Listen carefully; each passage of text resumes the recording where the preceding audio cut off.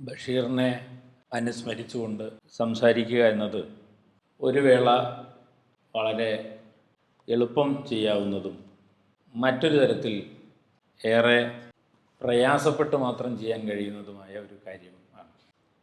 കാരണം ബഷീർ നമുക്കറിയാവുന്നതുപോലെ സമൂഹത്തിലെ മുഴുവൻ ആളുകളെയും സ്വാധീനിച്ച എഴുത്തുകാരനാണ്.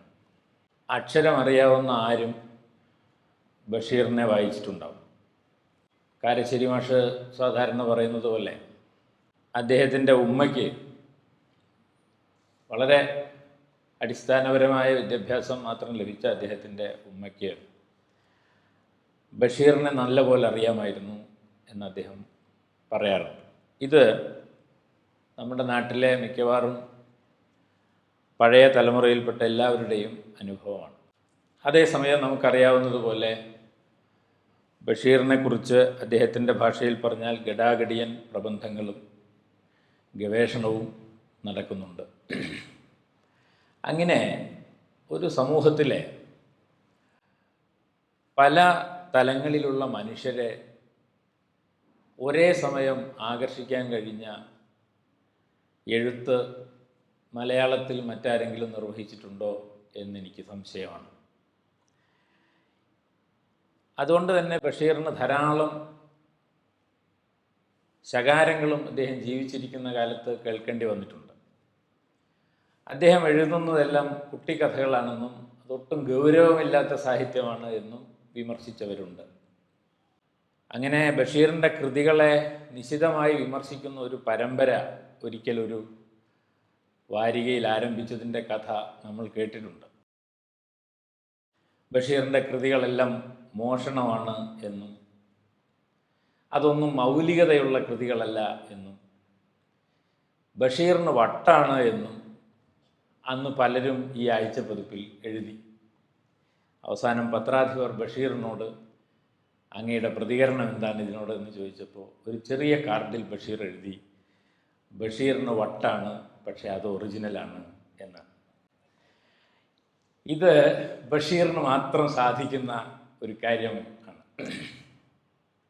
അതുകൊണ്ട് ബഷീറിനെ കുറിച്ച് ആലോചിക്കുക എന്ന് പറഞ്ഞാൽ ഒരുപക്ഷെ ഈ അദ്ദേഹത്തിൻ്റെ തന്നെ ഭാഷ ഉപയോഗിച്ച് പറഞ്ഞ് ഈ അണ്ടകടാഹത്തിലുള്ള എന്തിനെക്കുറിച്ചും സംസാരിക്കാവുന്നതാണ്. കാരണം ബഷീർ ദൈവത്തെക്കുറിച്ച് സംസാരിച്ചിട്ടുണ്ട്, മനുഷ്യരെക്കുറിച്ച് സംസാരിച്ചിട്ടുണ്ട്, ആടിനെക്കുറിച്ച് സംസാരിച്ചിട്ടുണ്ട്, അങ്ങനെ ചാമ്പങ്ങയെക്കുറിച്ച് സംസാരിച്ചിട്ടുണ്ട്. അങ്ങനെ ബഷീർ സംസാരിക്കാത്ത പ്രമേയങ്ങളില്ല എന്ന് നമുക്കറിയാം. അങ്ങനെയുള്ള ബഷീറിനെ കുറിച്ച് സംസാരിക്കുമ്പോൾ എവിടെയാണ് നമ്മൾ തുടങ്ങുക, എവിടെയാണ് നമ്മൾ ഒതുക്കുക എന്ന കാര്യം വളരെ പ്രയാസമുള്ള ഒരു കാര്യമാണ് എന്നാണ് ഞാൻ പറഞ്ഞതിൻ്റെ ചുരുക്കം. അനർഘ നിമിഷം എന്ന് പറയുന്ന അദ്ദേഹത്തിൻ്റെ വളരെ ചെറിയ ആ കഥ എന്നൊക്കെ അതിനെ വിളിക്കാൻ പറ്റുമെന്ന് എനിക്ക് അറിഞ്ഞൂടാ. കാരണം ബഷീർ ഏറ്റവും കൂടുതൽ പരീക്ഷണം നടത്തിയിട്ടുള്ളത് ആഖ്യാനത്തിൻ്റെ രൂപത്തിലാണെന്ന് എനിക്ക് എപ്പോഴും തോന്നിയിട്ടുണ്ട്. കേസരി പറയുന്നത് അത് പുരോഗമന സാഹിത്യമാണെന്നാണ്, അനർഘ നിമിഷം. പക്ഷേ അനർഘ നിമിഷത്തിലെ കഥകളൊന്നും വായിച്ചിട്ട് എനിക്ക് വാസ്തവത്തിൽ അങ്ങനെ തോന്നിയിട്ടില്ല.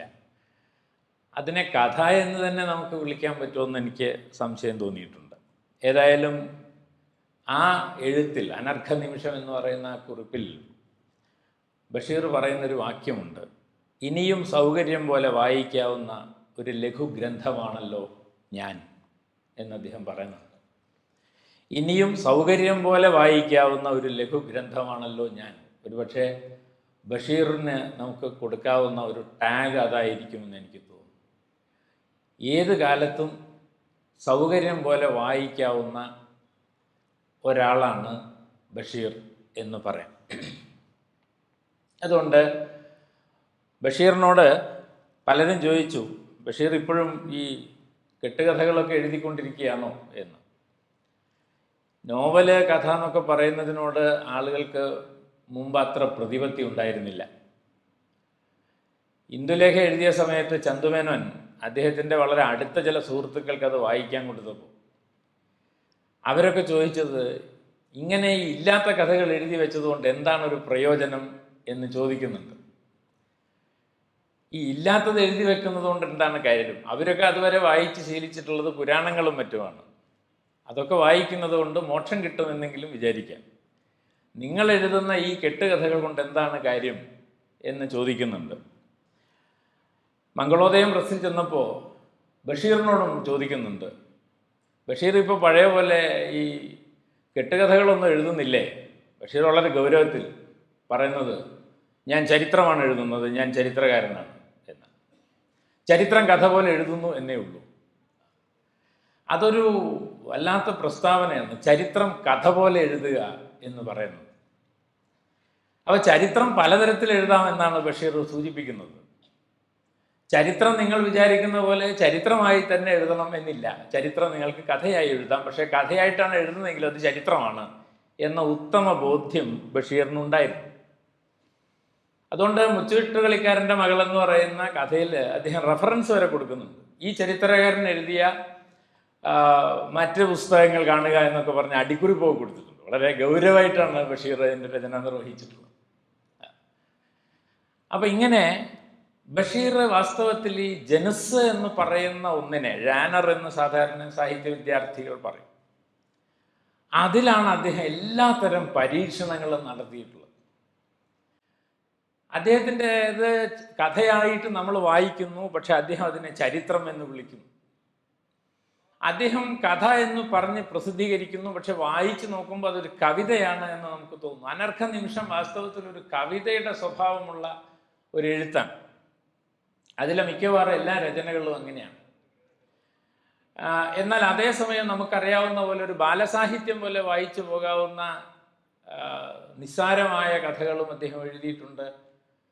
ഉദാഹരണത്തിന് ഞങ്ങൾ 10ാം ക്ലാസ് പഠിക്കുമ്പോഴാണ് വിശ്വവിഖ്യാതമായ മൂക്ക് എന്ന് പറയുന്ന കഥ പഠിച്ചിട്ടുള്ളത്. അതൊരു ബാലസാഹിത്യമായതുകൊണ്ടായിരിക്കുമല്ലോ സ്കൂളിലൊക്കെ പഠിപ്പിക്കാൻ വെച്ചിരിക്കുന്നത്. പക്ഷേ ഞാനത് പിൽക്കാലത്ത് വായിക്കുമ്പോഴാണ്, നമ്മളിപ്പോൾ പറയുന്നുണ്ടല്ലോ എങ്ങനെയാണ് താരങ്ങൾ ഉൽപ്പാദിപ്പിക്കപ്പെടുന്നത്, മാധ്യമങ്ങളിലൂടെ എങ്ങനെയാണ് താരങ്ങൾ ഉൽപ്പാദിപ്പിക്കപ്പെടുന്നത് നമുക്കറിയാലോ. കണ്ടാണ് സാർ കടലിത്ര വലുതായത് എന്ന് കവി പറഞ്ഞതുപോലെ നമ്മൾ ഈ മനുഷ്യരെങ്ങനെ ദിവസവും കണ്ടാണ് പലരും താരങ്ങളാവുന്നത്. അപ്പോൾ നിങ്ങളെ താരമാക്കാൻ വാസ്തവത്തിൽ അതാണ് മൂക്കന് സംഭവിച്ചത്. നിർഭാഗ്യവശാൽ അയാളുടെ മൂക്ക് നീണ്ടു പോയി. പക്ഷെ അതിന് ജനങ്ങൾ അങ്ങ് ആഘോഷിച്ചു, മാധ്യമങ്ങൾ ആഘോഷിച്ചു. പിന്നെ ലോകത്ത് എന്ത് സംഭവങ്ങൾക്കും മൂക്കൻ മറുപടി പറയണം. 3ാം ലോക യുദ്ധം നടക്കുമോ, നമുക്ക് മൂക്കനോട് ചോദിക്കാം എന്നാണ് മാധ്യമങ്ങളും ഈ ആളുകളും തീരുമാനിക്കുന്നത്. അങ്ങനെ പ്രത്യേകിച്ച് ലോകത്തിന് ഒരു സംഭാവനയും നൽകാതെ മൂക്ക് നീണ്ടതുകൊണ്ട് മാത്രം വലിയ താരപദവിയും സാംസ്കാരിക നായകന്റെ പദവിയും ലഭിച്ച ഒരാളാണ് ഈ മൂക്കൻ. ഒരുപക്ഷെ ബഷീർ ജീവിച്ചിരുന്ന കാലത്ത് അങ്ങനെ ഒരു സംഭവം ഉണ്ടായിരുന്നില്ല. ഇന്ന് നമ്മൾ ജീവിക്കുന്നത് ഈ മൂക്കന്മാരുടെ ഒരു ലോകത്താണ്. അപ്പോൾ അത് വാസ്തവത്തിൽ ഇതെല്ലാം ആ കഥയ്ക്കകത്തുണ്ട്. ആ കഥ വലിയ മാനങ്ങളുള്ള ഒരു കഥയാണ്. കൾച്ചർ ഇൻഡസ്ട്രിയെക്കുറിച്ച് അഡോണോ പറഞ്ഞുകൊണ്ടിരുന്ന കാലത്തായിരിക്കും ഒരുപക്ഷെ ബഷീർ അത് എഴുതിയതെന്ന് എനിക്ക് തോന്നുന്നു. അത് നമുക്ക് ഇപ്പോൾ അതിനകത്ത് വായിച്ചെടുക്കാൻ സാധിക്കും. അതാണ് ആർ വിശ്വനാഥൻ മാഷിൻ്റെ പ്രസിദ്ധമായ പ്രബന്ധത്തിൽ അദ്ദേഹം പറയുന്നുണ്ട്. അതായത് ഈ ഭാഷയിൽ കവികളും സർഗാത്മക രചന നിർവഹിക്കുന്ന ആളുകളും കണ്ടെത്തുന്നത് തന്നെയാണ് പിൽക്കാലത്തെ സിദ്ധാന്തങ്ങളായി പുറത്തു വരുന്നതെന്ന് അദ്ദേഹം പറയുന്നുണ്ട്. അതുകൊണ്ട് എഴുത്തിൽ സൂക്ഷ്മതയുള്ള ഒരാൾക്ക് സിദ്ധാന്തങ്ങളുടെ ആവശ്യമില്ല. അതുകൊണ്ട് നാം ഇന്ന് സിദ്ധാന്തങ്ങളായി പാശ്ചാത്യ ദേശത്തു നിന്ന് വന്ന പല സിദ്ധാന്തങ്ങളും ഒരുപക്ഷെ ഇവിടെയുള്ള എഴുത്തുകാർ അവർ ഭാഷയിൽ വ്യാപരിക്കുന്ന സമയത്ത് സ്വയം അഭിമുഖീകരിച്ച പ്രതിസന്ധികളാണ് എന്ന് ആർ വിശ്വനാഥൻ മാഷ് പറയുന്നുണ്ട്. ഇവിടുത്തെ അതികവിത അവിടുത്തെ സിദ്ധാന്തം എന്ന അദ്ദേഹത്തിൻ്റെ പ്രബന്ധത്തിൽ അദ്ദേഹം അത് സൂചിപ്പിക്കുന്നുണ്ട്. അപ്പം ഞാൻ പറഞ്ഞു വരുന്നത്, ആ രീതിയിൽ ബഷീർ വാസ്തവത്തിൽ ഈ ഒരു ബാലസാഹിത്യം എഴുതുമ്പോൾ അതിനകത്ത് വരാനിരിക്കുന്ന ഒരു കാലത്തെക്കുറിച്ചുള്ള പ്രവചനം പോലും ഉണ്ട് എന്നർത്ഥം. അത്രയും മാനമുള്ള ഒരു എഴുത്തുകാരനാണ് ബഷീർ. അതുകൊണ്ട് ബഷീർ ബാലസാഹിത്യം എഴുതുന്നു, അല്ലെങ്കിൽ നേരത്തെ പറഞ്ഞ പോലെ സൂഫിസത്തിൻ്റെ വളരെ ഗഹനതയുള്ള നേരത്തെ പറഞ്ഞ പോലുള്ള അനർഘ നിമിഷം പോലുള്ള കുറിപ്പുകൾ എഴുതുന്നു. ശബ്ദങ്ങൾ പോലെ ഒരുപക്ഷെ അതിനെക്കുറിച്ച് ബി രാജീവൻ മാഷാണ് ഈ പുതിയ കാലത്ത് ചില ഉൾക്കാഴ്ചകളോടുകൂടി ഒരു പഠനം നിർവഹിച്ചിട്ടുള്ളത് നമുക്കറിയാം. ലൈംഗികതയെക്കുറിച്ച് മിഷേൽ ഫൂക്കോയെ പോലുള്ള ആളുകളൊക്കെ പറഞ്ഞ പല കാര്യങ്ങളുടെയും വെളിച്ചത്തിൽ ഒരു പക്ഷേ നമുക്ക് വായിക്കാൻ കഴിയുന്ന ഒരു കൃതിയാണ് ശബ്ദങ്ങൾ എന്ന കൃതി. അപ്പം അങ്ങനെ വാസ്തവത്തിൽ ബഷീർ ഈ പറഞ്ഞ മതിലുകൾ എന്ന് പറയുന്ന ഒരു നിസ്സാരമെന്ന് തോന്നാവുന്ന ഒരു കഥ, ആ കഥ ഇന്ന് നമ്മൾ അനുസ്മരിക്കുന്നതിന് പ്രാധാന്യമുണ്ട്. ഇന്ന് ജനുവരി 30 രക്തസാക്ഷി ദിനം ആണ്, ഗാന്ധിയെ ഓർക്കുന്ന ദിവസമാണ്. ഇനി എത്ര കാലം നമ്മൾ ഗാന്ധിയെ ഓർക്കും എന്നെനിക്ക് അറിഞ്ഞുകൂടാ. പക്ഷെ എന്തായാലും ബഷീറിൻ്റെ വലിയൊരു അഹങ്കാരം ഞാൻ ഗാന്ധിയെ തൊട്ടിട്ടുണ്ട് എന്നതാണ്. ഗാന്ധിയെ തൊടുക എന്നതിന് ശരീരം തൊടുക എന്നായിരിക്കാം ഒരുപക്ഷെ ആ കഥയിൽ അർത്ഥമെങ്കിലും ഗാന്ധിയെ തൊടാത്തവരായിരിക്കും ഇനി ഇന്ത്യയിൽ ഉണ്ടാവുക എന്ന് നാം ഭയക്കേണ്ടിയിരിക്കുന്നു. തൊടുക എന്നതിന് സ്പർശിക്കുക എന്ന് മാത്രമല്ലല്ലോ അർത്ഥം, അതിന് വേറെ കുറേ അർത്ഥങ്ങളുണ്ട്. ഏതായാലും ഗാന്ധിയെ തൊട്ട ഒരാളാണ്, ഗാന്ധിയാൽ ആവിഷ്ടനായ ഒരാളാണ് വാസ്തവത്തിൽ ബഷീർ. അപ്പം ഇങ്ങനെ പല മാനങ്ങളുള്ള, രാഷ്ട്രീയ മാനങ്ങളുള്ള എഴുത്തിൻ്റെ രൂപങ്ങൾ അവതരിപ്പിച്ച ഒരാളാണ് ബഷീർ. അതുകൊണ്ട് ബഷീർ വാസ്തവത്തിൽ ശ്രമിച്ചത്, ഏത് സർഗാത്മക വൈഭവമുള്ള എഴുത്തുകാരനോ എഴുത്തുകാരിയോ ആവട്ടെ, അവരെല്ലാം ശ്രമിക്കുന്നത് ഈ ലിറ്റററി ഫോമിനെ എങ്ങനെ തനിക്ക് മെരുക്കിയെടുക്കാം എന്നതാണ്. അതുകൊണ്ട് കഥയാണെന്ന് കരുതി നാം സമീപിക്കുന്ന ഒന്നിനെ ബഷീർ പെട്ടെന്ന് തന്നെ ഒരു കവിതയാക്കി മാറ്റുന്നതും, ഒരു നോവലാണ് എന്ന് കരുതി നാം വായിക്കാൻ തുടങ്ങുന്ന ഒരു കൃതിയെ ഒരു ബാലസാഹിത്യ കൃതിയാക്കി മാറ്റുന്നതും, ബാലസാഹിത്യമാണ് എന്ന് കരുതി വായിക്കാൻ തുടങ്ങുന്ന ഒന്നിനെ വളരെ ഗൗരവമായ ഒരു രാഷ്ട്രീയ വിശകലനമാക്കി മാറ്റുന്നതുമൊക്കെ ബഷീറിൻ്റെ രചനാ തന്ത്രങ്ങളാണ്. അതുകൊണ്ട് ബഷീർ വാസ്തവത്തിൽ എഴുത്തിനകത്ത് അദ്ദേഹം നിർവഹിച്ച ഏറ്റവും പ്രധാനപ്പെട്ട ദൗത്യം ഈ ജാനർ എന്ന് പറയുന്ന ഒന്നുമായി ബന്ധപ്പെട്ടുകൊണ്ടാണ് എന്നാണ് എനിക്ക് ഒന്നാമതായി സൂചിപ്പിക്കാനുള്ളത്. ജനസ് എന്ന് പറയുന്നത് പ്രധാനപ്പെട്ട ഒരു കൺസെപ്റ്റാണ്. ഒരർത്ഥത്തിൽ ജനസ് എന്ന് പറഞ്ഞാൽ അത് ഒരു തരത്തിൽ മനുഷ്യരുടെ ലോകബോധം തന്നെയാണ്, വേൾഡ് വ്യൂ തന്നെയാണ് ജനസ് എന്ന് പറയുന്നത്. നിങ്ങൾക്ക് ഈ ഒരു ഇതിഹാസത്തിലൂടെ ലോകത്തെ കാണാം, ചരിത്രത്തിലൂടെ ലോകത്തെ കാണാം, നോവലിലൂടെ ലോകത്തെ കാണാം, നേരത്തെ പറഞ്ഞ പോലെ ഭാവഗീതത്തിലൂടെയും ലോകത്തെ കാണാം. പക്ഷെ ഇങ്ങനെ ഓരോന്നിലൂടെയും ലോകത്തെ കാണുമ്പോൾ അത് ഓരോ ലോകങ്ങളായിരിക്കും.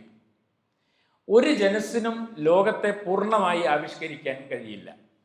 അതുകൊണ്ട് ഫോം അല്ല ജനസ് എന്ന് പറയുന്നത്, ലിറ്റററി ഫോം എന്ന് പറയുന്നതല്ല ജാനർ എന്ന് പറയുന്നത്. ജീൻ എന്ന് പറയുന്ന ഒരു സങ്കല്പത്തിൽ നിന്നാണ് ജാനർ എന്ന് പറയുന്ന സങ്കല്പം ഉണ്ടായി വരുന്നത് തന്നെ. എൻ്റെ രൂപവും എൻ്റെ ഭാവവും ഒരേ സമയം ജീനുമായി ബന്ധപ്പെട്ടതാണല്ലോ. അതേപോലെ സാഹിത്യം എന്ന് പറയുന്നത് ജനസ്സുകളാൽ നിർമ്മിതമാണ്. ജനസ് എന്നത് ലോകബോധം ആണ്. അതുകൊണ്ട് ജനസ്സുകളിലൂടെയാണ് നാം ലോകത്തെ കാണുന്നത്. നാം എല്ലാം ചില ജനസ്സുകൾക്കകത്ത് പെട്ടുപോവുകയാണ് വാസ്തവത്തിൽ ചെയ്യുന്നത്. അതുകൊണ്ട് അതിനപ്പുറമുള്ള ഒരു കാഴ്ച പലപ്പോഴും നമുക്ക് പ്രയാസകരം ആണ്. ബഷീർ ചെയ്യാൻ ശ്രമിച്ചത് ജനസ്സുകൾക്കിടയിലുള്ള ഈ വരമ്പുകളെ പരമാവധി മായ്ച്ചു കളയാൻ ശ്രമിച്ച ഒരു എഴുത്തുകാരനാണ് ബഷീർ എന്ന് പറയാം. അതുകൊണ്ട് പല ലോകവീക്ഷണങ്ങൾ അദ്ദേഹത്തിൽ കലരുന്നത് നമുക്ക് കാണാം. ബഷീറിൻ്റെ സാഹിത്യം കലർപ്പിൻ്റെ സാഹിത്യമായി തീരുന്നത് വാസ്തവത്തിൽ ജനുസിനകത്ത് അദ്ദേഹം നടത്തുന്ന ഈ പരീക്ഷണം കൊണ്ടാണ് എന്നർത്ഥം. അതുകൊണ്ട് ബഷീറിനെ സംബന്ധിച്ച് പറയുമ്പോൾ ബഷീറിന് ഭഗവത്ഗീത എന്ന് പറയുന്നത് ഒരു വലിയ മുലയാണ് എന്ന് അദ്ദേഹം എഴുതിയിട്ടുണ്ട്. ഭഗവത്ഗീത മാത്രമല്ല, ഖുറാനും ബൈബിളും എല്ലാം മുലകളാണ് എന്ന് അദ്ദേഹം പറയും. കാരണം ജീവൻ്റെ തുടിപ്പാണ്, ജീവൻ്റെ രസമാണ് ഈ അമ്മയുടെ മുലകൾ എന്ന് പറയുന്നത്. അതുപോലെ നാഗരികതയുടെ ജീവരക്തമാണ് വാസ്തവത്തിൽ ഈ പറയുന്ന ഭഗവത്ഗീതയും ബൈബിളും ഖുറാനും ഒക്കെ എന്ന് അദ്ദേഹം പറയും. അപ്പോൾ ഭഗവത്ഗീതയും കുറേ മുലകളും എന്നുള്ള കഥയൊക്കെ ആ പേര് ടൈറ്റിൽ മാത്രം കണ്ടാൽ ഇനി എത്ര കാലം അതിന് നിലനിൽക്കാൻ പറ്റുമെന്ന് എനിക്കറിയില്ല. ദയവേത് എനിക്ക് പറയാനുള്ളത് അതൊക്കെ ഒന്ന് വായിച്ചു നോക്കണം എന്നാണ്. അതിനർത്ഥം അദ്ദേഹത്തിന് ബൈബിളായാലും ഖുറാനായാലും ഗീതയായാലും അതൊക്കെ നാഗരികതയുടെയും സംസ്കാരത്തിൻ്റെയും ഊർജദായിനികളായിട്ടുള്ള ഉറവിടങ്ങളാണ് എന്നാണ് അദ്ദേഹം പറയുന്നത്. ഇത് വളരെ പ്രധാനപ്പെട്ട ഒരു കാര്യം ആണ്. 1924 ശ്രീനാരായണ ഗുരു സർവമത സമ്മേളനം വിളിച്ചു ചേർക്കുന്നത് ആലുവയിൽ. ഈ സർവമത സമ്മേളനത്തിൻ്റെ പ്രധാനപ്പെട്ട മുദ്രാവാക്യം വാദിക്കാനും തോൽപ്പിക്കാനുമല്ല, അറിയാനും അറിയിക്കാനുമാണ് നാം ഇവിടെ ചേർന്നിരിക്കുന്നത് എന്നായിരുന്നു. സ്വാമി സത്യവ്രതനാണ് അന്ന് അതിൻ്റെ സ്വാഗത ഭാഷണം നടത്തിയത്. അത് വായിക്കേണ്ട ഒരു സ്വാഗത ഭാഷണമാണ്. അതിനകത്ത് വളരെ കൃത്യമായി പറയുന്ന ഒരു കാര്യം, നാം ഈ പറയുന്ന പല മതങ്ങൾ യഥാർത്ഥത്തിൽ ഒരേ സാരമുള്ളതാണ്. പല മതം ഏകസാരം. ഇതറിയാതെ ആളുകൾ എന്തിനാണ് കലഹിക്കുന്നത് എന്ന് നാരായണ ഗുരു ചോദിക്കുന്നുണ്ട്. നാരായണ ഗുരു ആ കാര്യം ചോദിക്കുന്ന കാലത്ത് നിങ്ങൾക്കറിയാം, അതിന് കുറച്ച് വർഷങ്ങൾക്ക് മുമ്പാണ് ഞാനൊക്കെ താമസിക്കുന്ന വടക്കേ മലബാറിൽ ഖിലാഫത്ത് പ്രസ്ഥാനവും ദേശീയ പ്രസ്ഥാനവും ചേർന്ന് അവിടുത്തെ ജന്മിത്വത്തിനും സാമ്രാജ്യത്വത്തിനും എതിരെയുള്ള വലിയൊരു സമരം ആരംഭിച്ചത്. എന്നാൽ ആ സമരത്തിൻ്റെ ഒരു നിർണായക ഘട്ടത്തിൽ ആ സമരത്തിന് നേതൃത്വം നൽകിയ രാഷ്ട്രീയ നേതാക്കന്മാരും പ്രസ്ഥാനവും അതിൽ നിന്ന് പിന്മാറിയതോടുകൂടി ആ സമരം പല വഴിക്ക് നീങ്ങി. അതിൽ വർഗീയമായ ചേരിതിരിവുകൾ ഉണ്ടായി. അതിൻ്റെ വാർത്തകളൊക്കെ തെക്കോട്ട് വന്നു. അത് ആശാനെ പോലും സ്വാധീനിച്ചു. ദുരവസ്ഥയിൽ അദ്ദേഹം എഴുതിയ ക്രൂര മുഹമ്മദർ എന്നൊക്കെ പറയുന്ന പ്രയോഗം അങ്ങനെ വന്നതെന്നൊക്കെ നമുക്കറിയാം. ഏതായാലും കലുഷിതമായൊരു അന്തരീക്ഷം തൻ്റെ നാട്ടിലും ഇന്ത്യയിലും ഉണ്ടായി വരുന്നതിൻ്റെ സൂചനകൾ നാരായണ ഗുരുവിന് ലഭിച്ചു. മാത്രമല്ല, മതപരിവർത്തനം എന്ന് പറയുന്നത് വലിയൊരു പ്രശ്നമായി കേരളീയ സമൂഹത്തിലും ചർച്ച ചെയ്യപ്പെട്ടു. ഈ മതപരിവർത്തനത്തിൻ്റെയും മതവൈരാഗ്യത്തിൻ്റെയും സന്ദർഭത്തിലാണ് ആ ശ്രീനാരായണ ഗുരു ആലുവ മണപ്പുറത്ത് നാം പറയുന്ന സർവമത സമ്മേളനം വിളിച്ചു ചേർത്തത്. അങ്ങനെ ഈ മതങ്ങളെല്ലാം വാസ്തവത്തിൽ സാരാംശം കൊണ്ടൊന്നാണ് എന്ന് പറയുന്ന ആശയം ഇന്ത്യയെ സംബന്ധിച്ചിടത്തോളം വളരെ പ്രധാനപ്പെട്ട ഒരാശയം ആണ്. ഇന്ത്യ അഥവാ ഇന്ത്യയുടെ സെക്യുലറിസം എന്ന് പറയുന്നത് ഏതെങ്കിലും മതങ്ങളെ പുറത്തു നിർത്തി രാഷ്ട്രീയത്തെ വേർപെടുത്തി നിർത്തുന്ന ഒരു സങ്കല്പം അല്ല. അങ്ങനെ ഒരു സങ്കല്പം ഉണ്ട്, അത് ശരിയോ തെറ്റോ എന്നുള്ളതല്ല. പക്ഷേ ഇന്ത്യയെ സംബന്ധിച്ചിടത്തോളം മതം എന്ന് പറയുന്നത് പലതരം മതങ്ങൾ ഇടകലർന്ന് ജീവിക്കുന്ന ഇന്ത്യയെ സംബന്ധിച്ചിടത്തോളം മതത്തെ ജീവിതത്തിൽ നിന്ന് രാഷ്ട്രീയത്തിൽ നിന്ന് പുറത്തു നിർത്തുക എന്നതിന് പകരം മതത്തിൻ്റെ ധാർമ്മികമായ മൂല്യങ്ങളെ രാഷ്ട്രീയത്തിൻ്റെ ധാർമ്മികതയുമായി ചേർത്ത് നിർത്തുന്ന ഒരു സവിശേഷമായ സമീപനമാണ് രൂപപ്പെട്ടു വരേണ്ടത് എന്ന ആശയം ദേശീയ പ്രസ്ഥാനത്തിൻ്റെ മഹത്തായ ആശയമാണ്. ബഷീർ തീർച്ചയായും ഗാന്ധിയെ തൊട്ടപ്പോൾ അദ്ദേഹത്തിൻ്റെ സിരകളിലേക്ക് പകർന്നു കിട്ടിയ ഒരു പ്രധാനപ്പെട്ട കാര്യം മതത്തെക്കുറിച്ചുള്ള ഈ സാർവലൗകികമായ സങ്കല്പമായിരിക്കും എന്നെനിക്ക് തോന്നുന്നു. അതുകൊണ്ടാണ് അദ്ദേഹത്തിന് ഭഗവത്ഗീതയും ഖുറാനും ബൈബിളും എല്ലാം അമ്മയുടെ അമ്മിഞ്ഞ പോലെ നാം രസിക്കേണ്ട ദർശനമാണ്, തത്വമാണ് എന്ന് തോന്നുന്നത് എന്നെനിക്ക് തോന്നുന്നു. അപ്പോൾ ഈ തരത്തിൽ നാം വാസ്തവത്തിൽ ബഷീറിനെ മനസ്സിലാക്കുമ്പോൾ ബഷീറിന് അതിരുകൾ ഇല്ലാതാവുക എന്നതായിരുന്നു അദ്ദേഹത്തിൻ്റെ ആഗ്രഹം. മതിലുകൾ അദ്ദേഹത്തിന് എല്ലായ്പ്പോഴും മനുഷ്യരെ അകറ്റുന്ന എല്ലാതരം മതിലുകളോടും അദ്ദേഹം കലഹിച്ചു എന്ന് വേണം കരുതാൻ. അത് അദ്ദേഹത്തിൻ്റെ സാഹിത്യത്തിൻ്റെ ഉള്ളടക്കം മാത്രമല്ല, അദ്ദേഹം വീണ്ടെടുത്ത രൂപങ്ങളുടെയും സവിശേഷത എല്ലാ രൂപങ്ങളുടെയും അതിർത്തികളെ മായ്ച്ചു കളയുന്ന ഒരു സങ്കല്പമാണ് ബഷീർ വാസ്തവത്തിൽ തൻ്റെ രചനകളിൽ സൂക്ഷിച്ചത് എന്നാണ് ഞാൻ പറഞ്ഞതിൻ്റെ അർത്ഥം. നമുക്കറിയാവുന്നതുപോലെ സിദ്ധാന്തങ്ങളുടെ ഭാരം കൊണ്ട് തകർന്നു പോകുന്ന ഒന്നല്ല ബഷീറിൻ്റെ ആഖ്യാനം എന്നത്. ബഷീറിൻ്റെ ബാല്യകാല സഖിയിൽ നമുക്കറിയാവുന്ന വളരെ പ്രസിദ്ധമായ ഒരു രംഗമുണ്ട്. ആ രംഗത്തിൽ എത്രയോ ആളുകൾ ചർച്ച ചെയ്തൊരു കാര്യമാണ്. അതിലെ മജീദിൻ്റെ കാൽ വെള്ളയിൽ ഒരു കുരു വന്ന് പഴുത്ത് പൊട്ടുന്ന ഒരു രംഗമുണ്ട്.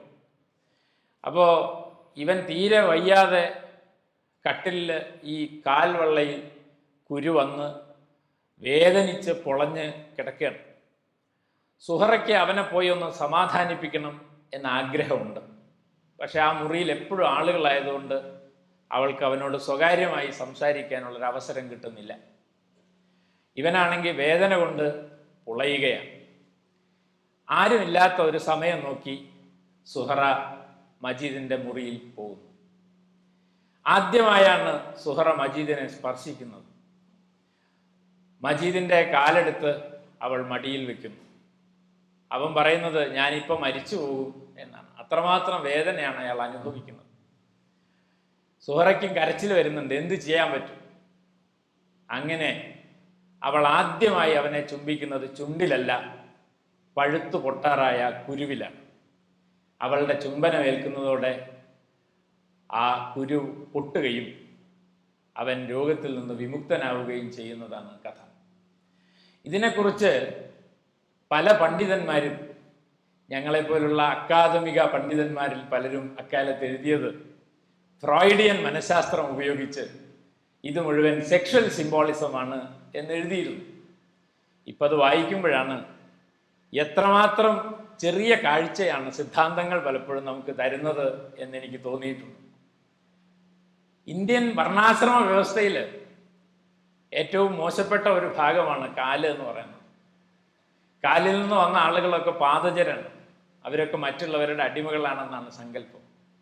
ആ കാലിലാണ് വാസ്തവത്തിൽ സുഹറ മജീദിനെ ആദ്യമായി ചുംബിക്കുന്നത്. അതിൻ്റെ പേര് കരുണ എന്നാണ്, അതിൻ്റെ പേര് ലിബിഡോ എന്നല്ല. ഫ്രോയിഡ് അതിനെ ലിബിഡോ എന്നും സെക്സ്വൽ എനർജി എന്നൊക്കെയാണ് വിളിക്കുക. വാസ്തവത്തിൽ ഇന്ത്യയിൽ ഇരുന്നുകൊണ്ട് നാം വിളിക്കേണ്ടത് അതിന് കരുണ എന്നാണ്. അങ്ങനെ കരുണയുടെ പാഠമാണ് ബാല്യകാല സഖിയിൽ നാം കണ്ടത്. പക്ഷേ സിദ്ധാന്തങ്ങളുടെ മഞ്ഞ വെളിച്ചം പലപ്പോഴും ആ ഒരു സൗന്ദര്യത്തെ കണ്ടെത്താൻ, അതിന് അനാദിയായ കാലം മുതൽ ഇന്ത്യയിൽ ഈ കരുണ എന്ന് പറയുന്ന സങ്കല്പത്തിന് ആഴത്തിലും വേരുണ്ടെന്ന് നമുക്കറിയാം. ബുദ്ധനെ നാം ഓർക്കുന്നത് തന്നെ കരുണയുടെ പേരിലാണ്. ഈ കരുണ എന്ന് പറയുന്നത്, കമ്പാഷൻ എന്ന് പറയുന്നത് വാസ്തവത്തിൽ വലിയൊരു ഇന്ത്യൻ നാഗരികതയുടെയും സംസ്കാരത്തിൻ്റെയും ഒരു പ്രതിരോധ മൂല്യം ആണ്. ബുദ്ധൻ ജാതി വ്യവസ്ഥയെയും ഈ സമൂഹത്തിലെ ശ്രേണികളെയും എതിർത്തത് കരുണയുടെ രാഷ്ട്രീയം കൊണ്ടാണ്. ഈ കരുണ തന്നെയാണ് ബാല്യകാല സഖിയിൽ നാം കാണുന്നത്.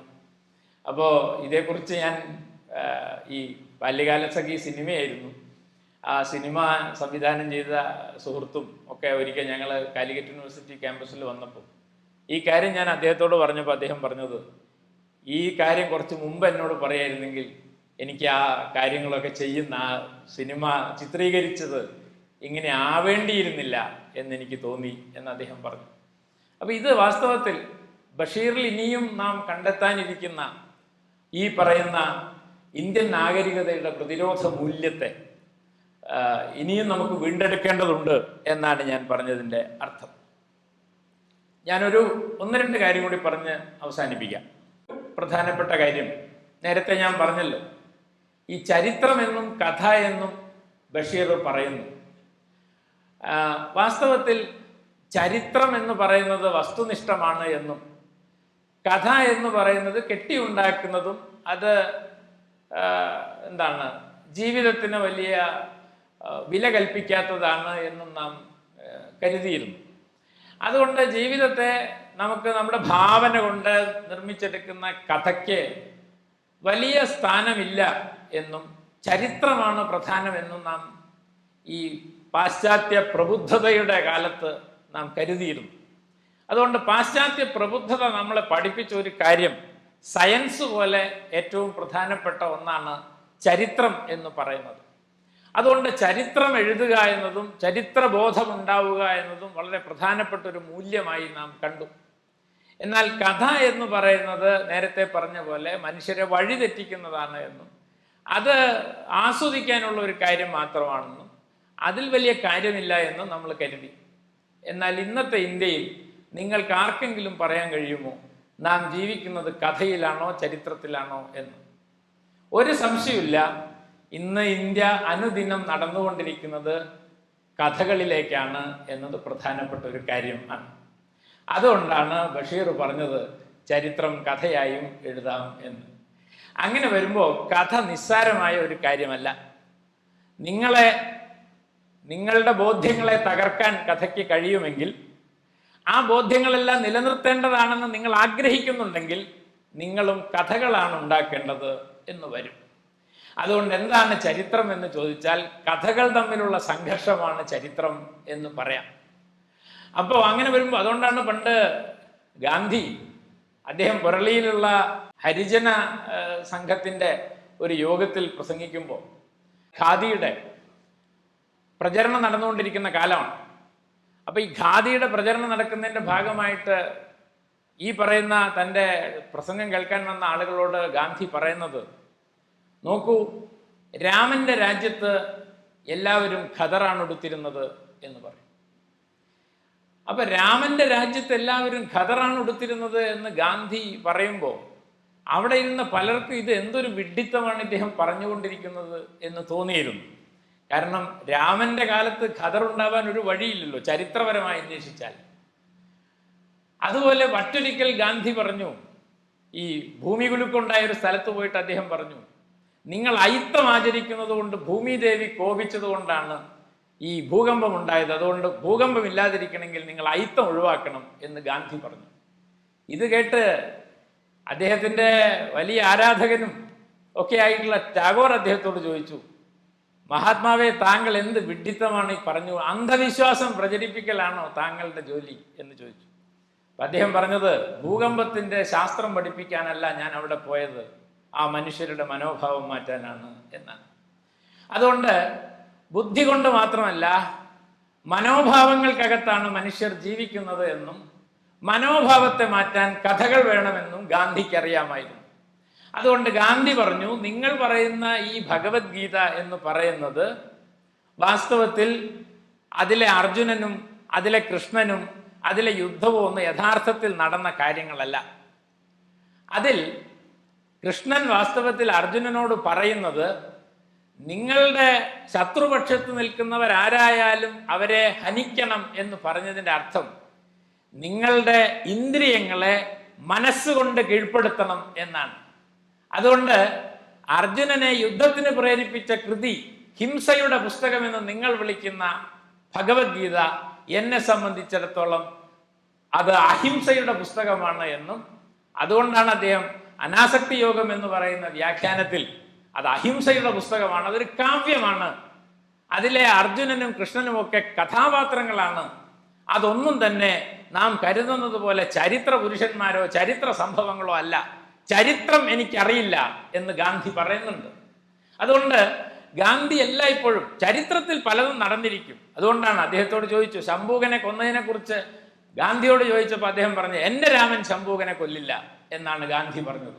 അപ്പോൾ അങ്ങനെ നടന്നിട്ടുണ്ടല്ലോ, അങ്ങനെ ചരിത്രത്തിൽ പലതും നടന്നിട്ടുണ്ടാവും, അതൊന്നും എൻ്റെ വിഷയമല്ല എന്ന് ഗാന്ധി പറയുന്നു. അതുകൊണ്ട് ഗാന്ധിയുടെ രാമൻ ഗാന്ധിയുടെ കഥാപാത്രം ആണ്. അതാ ആ കഥ അദ്ദേഹം പറഞ്ഞത്, അദ്ദേഹം രാമനെക്കുറിച്ച് പറഞ്ഞത് മനുഷ്യർ തമ്മിലുള്ള സ്നേഹം ഊട്ടിയുറപ്പിക്കാൻ വേണ്ടിയാണ് എന്നർത്ഥം. അതുകൊണ്ട് ഗാന്ധിയുടെ രാമൻ യഥാർത്ഥത്തിൽ ഗാന്ധിയുടെ മാത്രം രാമനാണ്.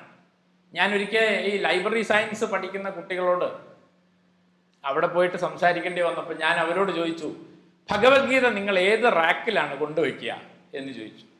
അത് ഫിലോസഫിയാണോ സംസ്കൃതമാണോ, നിങ്ങൾ ഏത് റാക്കിൽ കൊണ്ടുവയ്ക്കും? ഞാൻ പറഞ്ഞു, ഗാന്ധിയാണ് ലൈബ്രറിയൻ എങ്കിൽ അദ്ദേഹം അതൊരു കവിതയുടെ കൂടെയാണ് കൊണ്ടുവയ്ക്കുക. അദ്ദേഹത്തെ സംബന്ധിച്ചിടത്തോളം അത് കാവ്യം ആണ്. അത് മനുഷ്യരുടെ മനസ്സ് മാറ്റാൻ, മനോഭാവം മാറ്റാൻ വേണ്ടി ഒരു കവി എഴുതിയതാണ് എന്ന് ഗാന്ധി പറയും. അതുകൊണ്ട് ഗാന്ധിയെ മനസ്സിലാക്കൽ വളരെ പ്രയാസമാണ്, ബഷീറിനെ മനസ്സിലാക്കൽ. അതാണ് ഒരുപക്ഷെ ജനുവരി 30-ന് ബഷീറിനെ ഓർക്കുന്നതിൽ ഇങ്ങനെ ആഴത്തിലുള്ള ചില ബന്ധങ്ങൾ ഉണ്ടെന്നാണ് എനിക്ക് തോന്നിയിട്ടുള്ളത്. കാരണം ഗാന്ധി അത്രമാത്രം ഒരുപക്ഷെ ഇതെല്ലാം ബഷീർ ഗാന്ധിയെ വായിച്ച് മനസ്സിലാക്കിയതുകൊണ്ട് സംഭവിച്ചതാണെന്നല്ല ഞാൻ പറയുന്നത്. പക്ഷേ ഗാന്ധിയുടെ സ്വാധീനം ബഷീറിൽ എങ്ങനെയാണ് വരുന്നത് എന്ന് ചോദിച്ചാൽ, ഈ അതിരുകളെ മായ്ച്ചു കളയുന്നതിലും, നേരത്തെ ഞാൻ പറഞ്ഞ പോലെ ഗാന്ധിയുടെ ആശ്രമം തന്നെയാണ് ബഷീറിൻ്റെ ഏറ്റവും എന്താ പറയുക ആദർശാത്മകമായ റിപ്പബ്ലിക് എന്ന് വേണമെങ്കിൽ പറയാം. ബഷീറിൻ്റെ ആദർശാത്മകമായ റിപ്പബ്ലിക് ഒരുപക്ഷെ ഗാന്ധിയുടെ ആശ്രമമായിരിക്കാം. അവിടെ എല്ലാ മതങ്ങളും ഒരുമിച്ച് വരുന്നു, എല്ലാ ആശയങ്ങളും ഇടകലരുന്നു. അങ്ങനെ മനുഷ്യരുണ്ടാക്കി വെച്ച എല്ലാ മതിലുകളും പൊളിഞ്ഞു പോകുന്ന ഒന്നിനെയാണ് വാസ്തവത്തിൽ ബഷീർ ഗാന്ധി എന്ന് വിളിച്ചത്. അതിനെ ഞാൻ തൊട്ടു എന്നാണ് അദ്ദേഹം പറഞ്ഞത്. അതുകൊണ്ട് അതിരുകൾ മാഞ്ഞുപോയ ഒരു ലോകം, അതിനെയാണ് അപാര ലോകം. അപാരം എന്ന വാക്ക്, അപാരത എന്നത് ബഷീർ നിരന്തരം ഉപയോഗിക്കുന്ന ഒരു വാക്കാണ്. അപാരത എന്നതിൻ്റെ അർത്ഥം തന്നെ അതിരില്ലാത്തത് എന്നാണ്. അതിരുകളില്ലാത്ത ഒന്നിനെയാണ് ബഷീർ സ്വപ്നം കണ്ടത്. ഇന്ന് നാം കൂടുതൽ കൂടുതൽ അതിരുകൾ ഉണ്ടാക്കിക്കൊണ്ടിരിക്കുകയാണ്. അതുകൊണ്ട് അതിരുകൾ ഉണ്ടാക്കിക്കൊണ്ടിരിക്കുന്ന ഒരു ലോകത്ത് അപാരതയെ സ്വപ്നം കണ്ട ഈ എഴുത്തുകാരനെ അല്ലാതെ നമുക്ക് ആരെയാണ് ആശ്രയിക്കാനാവുക എന്നാണ് ഈ ജനുവരി 30-ന് എനിക്ക് നിങ്ങളോട് ചോദിക്കാനുള്ള ഒരു ചെറിയ കാര്യം. അതുകൊണ്ട് ബഷീറിനെ സംബന്ധിച്ചിടത്തോളം ബഷീർ എന്താണ് ചെയ്തത് എന്ന് ചോദിച്ചാൽ, അദ്ദേഹത്തിൻ്റെ എഴുത്തിൻ്റെ ഏറ്റവും പ്രധാനപ്പെട്ട ഒരു സവിശേഷത ഡീടെറിട്ടോറിയലൈസേഷൻ എന്ന് പറയുന്ന ഒരു കാര്യം ആണ്. ടെറിട്ടറികളിൽ നിന്ന് അദ്ദേഹം പുറത്തു കടക്കുന്നു എന്നതാണ് പ്രധാനം. നിങ്ങളത് നോക്കൂ, ഈ ടെറിട്ടറി എന്ന് പറയുന്നതിൻ്റെ ഒരു പ്രധാനപ്പെട്ട കാര്യം കൾച്ചറാണ്. ബഷീറിൻ്റെ നോവലിനകത്ത് നമ്മൾ സാധാരണ നിലയ്ക്ക് കാണുന്ന സംസ്കാരം എന്ന് പറയുന്ന ഒന്നില്ല എന്നാണ് എനിക്ക് തോന്നിയിട്ടുള്ളത്. ഈ സംസ്കാരം എന്നതിനെ നിർവചിക്കുമ്പോൾ ഏറ്റവും പ്രധാനം സ്പേസും ടൈമുമാണ്. സ്ഥലവും കാലവുമാണ് സംസ്കാരത്തെ നിർണയിക്കുന്നതിൽ ഏറ്റവും പ്രധാനം. ബഷീറിൻ്റെ പ്രേമലേഖനം എന്ന് പറയുന്ന ആ കഥയൊന്ന് എടുത്തു നോക്കൂ. എന്താണ് അതിലെ സ്പേസ്?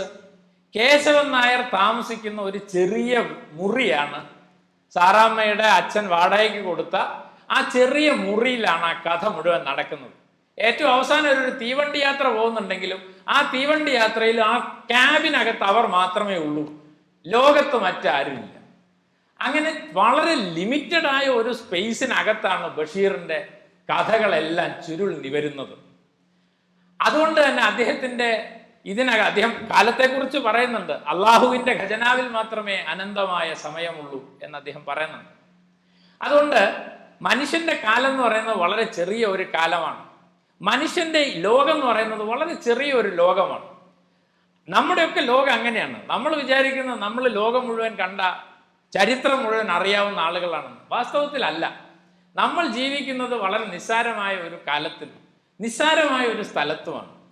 അതിനകത്ത് വെച്ച് ആണ് നമ്മൾ ഈ ലഹളകളൊക്കെ ഉണ്ടാക്കിക്കൊണ്ടിരിക്കുന്നത്. അതുകൊണ്ട് ഈ ലിമിറ്റഡ് ആയ time space, temporal spatial dimension എന്ന് വിളിക്കുന്ന, അതാണ് കൾച്ചർ എന്ന് പറയുന്നത്. അതിൽ നിന്ന് വിമുക്തമാവുക എന്നത് വളരെ പ്രധാനമാണ്. അതിനോട് വല്ലാതെ ചേർന്ന് നിൽക്കുമ്പോഴാണ് പ്രത്യയശാസ്ത്ര ഭാരം നമ്മൾ അനുഭവിക്കുന്നത്. പ്രത്യയശാസ്ത്രപരമായ ഭാരത്തിൽ നിന്ന് കൊഴിഞ്ഞു പോകുന്ന അപ്പൂപ്പൻ താടികളെ പോലെ പറന്നു നടക്കാൻ കഴിയുന്ന ഒരു മനുഷ്യ ജീവിതത്തെയാണ് വാസ്തവത്തിൽ ബഷീർ സ്വപ്നം കാണുന്നത് എന്ന് എനിക്ക് തോന്നിയിട്ടുണ്ട്. അതുകൊണ്ട് ബഷീർ ഡീടെറിട്ടോറിയലൈസേഷൻ, നമ്മളുടെ വേരിനെ മുഴുവൻ മാറ്റിക്കളയുക, എന്നിട്ട് നമുക്ക് എങ്ങനെ ഈ ആകാശചാരികളായി മാറാം എന്നാണ് വാസ്തവത്തിൽ ബഷീർ ആലോചിക്കുന്നത്. നമ്മൾ ഇന്ന് വലിയ വലിയ എടുപ്പുകൾ ഉണ്ടാക്കി എല്ലാം പ്രതിഷ്ഠിച്ചു കൊണ്ടിരിക്കുകയാണ്. ഈ പ്രതിഷ്ഠയുടെ കാലത്താണ് നമ്മൾ ജീവിക്കുന്നത്. പ്രതിഷ്ഠിക്കുക എന്ന് പറഞ്ഞാൽ ഉറപ്പിക്കുക എന്നാണ് അർത്ഥം. എന്നാൽ ഉറപ്പിക്കുന്നതിലല്ല ബഷീർ ശ്രമിച്ചത്. ഉറച്ച എല്ലാറ്റിനെയും അദ്ദേഹം വാസ്തവത്തിൽ ആ കെട്ടുകളിൽ നിന്ന് വിമുക്തമാക്കാനാണ് ശ്രമിച്ചത് എന്ന് നമുക്ക് ആലോചിച്ചാൽ മനസ്സിലാവും. അതുകൊണ്ട് ബഷീറിന്റെ ലിറ്ററേച്ചറിനെ കുറിച്ച് ഈ ദെല്യൂസ് ഒക്കെ സൂചിപ്പിക്കുന്ന ഒരു വാക്കുണ്ട്, മൈനർ ലിറ്ററേച്ചർ. മൈനർ ലിറ്ററേച്ചർ എന്ന് പറഞ്ഞാൽ നമ്മൾ സാഹിത്യത്തിൽ അഭിജാതമായി കൽപ്പിക്കപ്പെട്ട സാഹിത്യ പാരമ്പര്യങ്ങളുണ്ട്. ആ പാരമ്പര്യങ്ങൾക്കകത്ത് ഒരു ഇതര പാരമ്പര്യം സൃഷ്ടിക്കുന്നതിനെയാണ് വാസ്തവത്തിൽ ഈ മൈനർ ലിറ്ററേച്ചർ എന്ന് ദെലൂസ് വിളിക്കുന്നത്. അപ്പോൾ അതിനൊരു മാതൃകയായിട്ട് പറയുന്നത്, ഒരു എലി മാളം തുരക്കുന്നത് പോലെ, അല്ലെങ്കിൽ ഒരു നായ ഒരു മാളം ഉണ്ടാക്കുന്നത് പോലെ ഈ മഹത്തായ സാഹിത്യ പാരമ്പര്യത്തിനകത്ത് ബഷീർ മറ്റൊരു മാളം നിർമ്മിച്ചെടുക്കുകയാണ് വാസ്തവത്തിൽ ചെയ്യുന്നത്. അതുകൊണ്ടാണ് എല്ലാവർക്കും അറിയാവുന്നതാണെങ്കിലും അത് എത്ര വായിച്ചാലും മതിയാവില്ല എന്നതുകൊണ്ട് ബഷീറിനെ അനുസ്മരിക്കുന്ന ഒരു സമയത്ത് അദ്ദേഹത്തിൻ്റെ തന്നെ വാക്കുകൾ കേൾക്കുക എന്നുള്ളതാണ് ഒരുപക്ഷെ എൻ്റെ വാക്കുകൾ കേൾക്കുന്നതിനേക്കാൾ പ്രധാനമെന്ന് എനിക്ക് തോന്നുന്നത് കൊണ്ടും ഒരു ചെറിയ ഭാഗം ഞാൻ ഉദ്ധരിക്കാം. തീർച്ചയായും അത് പാത്തുമ്മയുടെ ആടില് അബ്ദുൽ ഖാദറുമായിട്ടുള്ള സംഭാഷണമാണ്.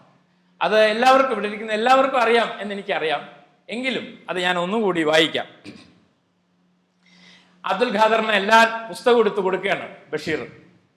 അവൻ എൻ്റെ സാഹിത്യത്തിൽ കമ്പം കയറിയിരിക്കുന്നു, എന്നെ ഒരു മഹാസാഹിത്യകാരനായി ഇതാ ഇവൻ അംഗീകരിക്കാൻ പോകുന്നു. എല്ലാ പുസ്തകം അവനെടുത്തു കൊടുത്ത് അദ്ദേഹം അയാളോട് തന്നെ കുറച്ച് പൈസ വാങ്ങിയിട്ട് ചായ കുടിക്കാൻ പോകുന്നുണ്ട് ബഷീർ. ചായ കുടിച്ച് തിരിച്ചു വരുമ്പോഴേക്കും പുസ്തകമൊക്കെ വായിച്ചിട്ടുണ്ടാവും എന്നാണ്. പക്ഷേ വായനയൊക്കെ കഴിഞ്ഞപ്പോൾ ഒരു വലിയ പേന എടുത്ത് വെച്ചിട്ടാണ് അബ്ദുൽ ഖാദർ ഇരിക്കുന്നത്. ഇക്കാക്ക ഇങ്ങോട്ട് വരും, എന്തോ അത്യാവശ്യ കാര്യമായിരിക്കണം. ഞാൻ എണീറ്റ് ചെന്ന് അവൻ്റെ അടുത്ത് പായലിരുന്നു. അവൻ ഏറ്റവും അവജ്ഞയോടെ എന്നെ ഒന്ന് നോക്കി, എന്നിട്ടൊരു വാക്യം വായിച്ചു. സ്റ്റൈലൻ വാക്യമാണ്, പക്ഷെ അവൻ ചോദിച്ചു, ഇതിലെ ആഖ്യാതം എവിടെ? എനിക്കൊന്നും മനസ്സിലായില്ല. എന്താഖ്യാതം?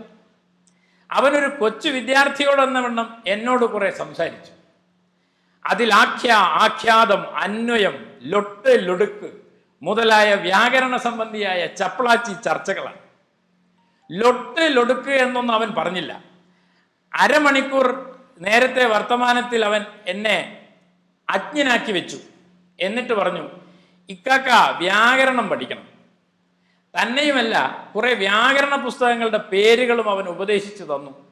എനിക്കങ്ങ് ദേഷ്യം വന്നു. കിലുകില വിറച്ചുകൊണ്ട് ഞാൻ പറഞ്ഞു, പോടാ എണീറ്റ്. അവൻ്റെ ഒരു ലൊടുക്കു സാഖ്യ. അപ്പോ ഈ വിമർശനം വാസ്തവത്തിൽ ഞാൻ നേരത്തെ പറഞ്ഞ ഈ മെജോറിറ്റി ലിറ്ററേച്ചർ എന്ന് പറയുന്ന ആ മേജർ ലിറ്ററേച്ചർ ഉണ്ട്. ആ മേജർ ലിറ്ററേച്ചറിനോടുള്ള പ്രതിഷേധമാണ് ബഷീർ അവതരിപ്പിക്കുന്നത്. അതൊന്നും ബഷീർ ആലോചിച്ചിട്ടുണ്ടാവില്ല.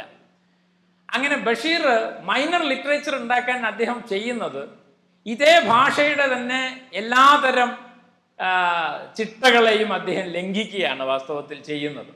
അത് ബോധപൂർവം ലംഘിക്കുന്നതല്ല, അദ്ദേഹത്തിന് അറിയാവുന്ന ഒരു ഭാഷയിൽ അദ്ദേഹം അത് നിർവഹിക്കുമ്പോൾ അതങ്ങനെ സംഭവിക്കുകയാണ്. അതാണ് പ്രതിഭ എന്ന് പറയുന്നത്. അങ്ങനെ മൈനർ ലിറ്ററേച്ചർ എന്ന് പറയുന്നത് വാസ്തവത്തിൽ നാം എല്ലാം ഉപയോഗിക്കുന്ന മലയാള ഭാഷ തന്നെ, ഇതുവരെ സാഹിത്യം എഴുതിയ ഭാഷ തന്നെയാണിത്.